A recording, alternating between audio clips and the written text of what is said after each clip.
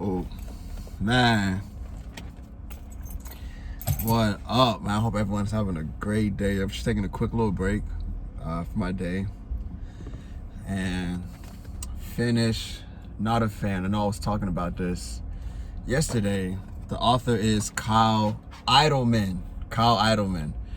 And honestly, man,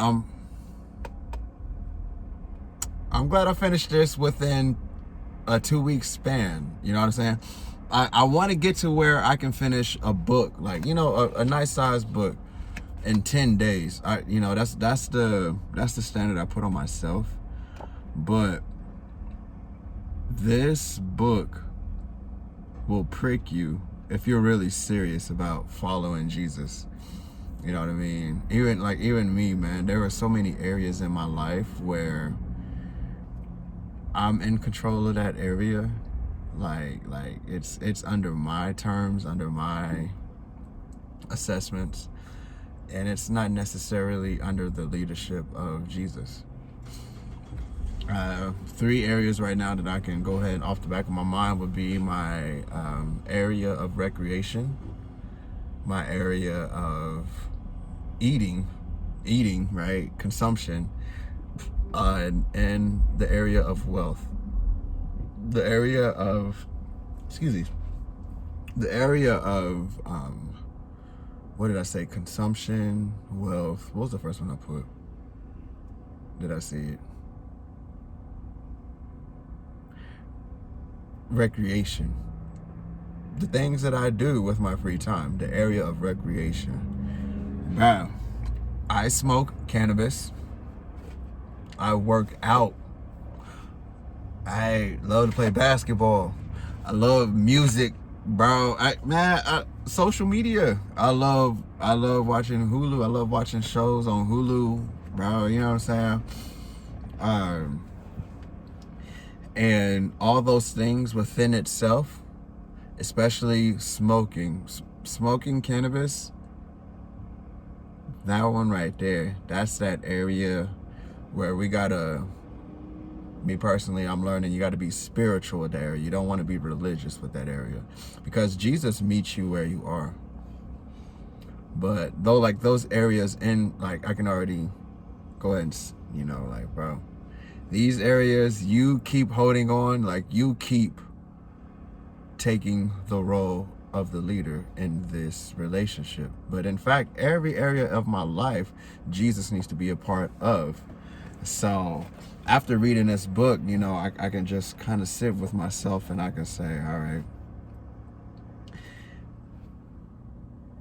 first and foremost, I know I have a habit of saying tomorrow, I'm gonna get this, you know, I'm going off tomorrow. I'm gonna go off tomorrow. You know what I'm saying? Bro, tomorrow eventually turns into never. So, like, if you said tomorrow yesterday, then the time is now. So this is what that book does to you, bro. This is what that book does to you, man. It really puts you in that. It puts you in the position to only be a slave, bro. That's the hardest thing to do, man. That is so hard to, with especially in this culture, bro. I'm in America. People is going after their dreams, bro. People is going after their happily ever afters. And here I am, really wrestling with, I gotta be a slave. And not only do I have to be a slave, I don't need to worry. You know what I mean, bro? So this book, and what's interesting is I'm actually looking at this quote from Max Lucado. Kyle's words are at once profound and practical. I just happen to notice that word because I actually have one of his Bibles. It's called the Inspirational Bible that Max Lucado has. I would highly recommend that Bible.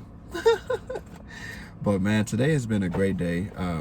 I work at FedEx, and so here in Texas, it's been some snow activity. And today we basically had like 2 shifts. Like we had to work Saturday's load and Monday's load this morning. And then I got to go back this afternoon. And I remember going to bed last night, you know, really just committed to being a slave. And not just being a slave for Jesus, but inviting Jesus everywhere I go, especially at work. And I feel like a complete failure today because if anybody knows about work-related stress, like, I work in a warehouse. I load up packages all day. And I load, like each warehouse packager has 3 trucks to load. And I literally feel like my 3 trucks were the heaviest loads out of this whole facility today, bro. Like every single one of my trucks, you can't get into the back. That's how much packages were being thrown at me. And so, man, I'm just temper flaring, bro. Everyone chilling, bro. People helping me. I'm like, damn. Look. I'm like, bro, y'all got enough time to help me. Like, and it's nothing against them, but it's like, bro, y'all really chilling. Like, my 3 trucks would have the most. And I'm just like, dog, how can I invite you, Jesus? Like, you know what's going on in my head right now. First and foremost, I don't ever even hear you. Like, I've never had an encounter with Jesus. Like, well, maybe it's because I'm always looking at it in the lens of other people. Like, I'm looking at other people's testimonies and they're talking about, no, I saw Jesus. This is what, like, you know, really, really emphatic on their experience. I have not had that experience yet. And so when I'm up wee hours in the morning and I'm really fixing myself to fully commit to Jesus. Don't get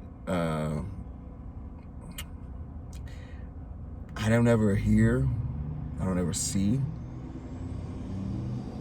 at least not yet.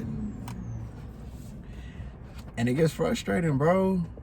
And that, like, stuff like that is why it's like, yeah, man, when I go home, I'm finna listen to music, I'm finna smoke.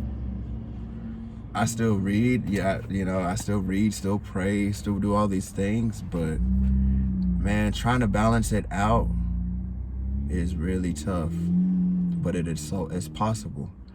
And I think the toughest thing is just coming to that actual realization, bro, you on this earth to be a slave. Even though this earth is yours, you're a slave. That is so tough to just grasp and to fully accept. But in fact, whenever you have fully decided you are a slave to Christ, that's where you find freedom. As I've been told, I really want that experience. But like I said, even while I'm talking right now, I know God knows my heart. You know, I still have dreams. I still have plans. That's why I like to do a lot of fasting, man. I just need that receptive heart, as Solomon put. 1 Kings chapter 3, verse 12 and 13. God responded to Solomon's request for a receptive heart. And he got money, bro. We all know he got the money. I just be going back and forth, bro. I be going back and forth, man. I hope everyone has a good day. But I really want to give my review on Not a Fan. Definitely recommend 10 out of 10. And me, bro, I'm gonna put y'all on the secret. I don't know if y'all can see that sticker. Bro, I get my books from Goodwill. 99-cent books from Goodwill. Think about it. There is someone in this world who had a giving heart. They gave that book away, so there's already good energy. Chances are that person probably read that book, so it's probably a wise person. So you got a wise person who is giving away books, and you just received that book. There's a lot of energy that comes with that. I literally told myself when I finish this book, I got to start giving books away. So I need to just donate it right back to Goodwill. God is good, man. Y'all have a blessed day.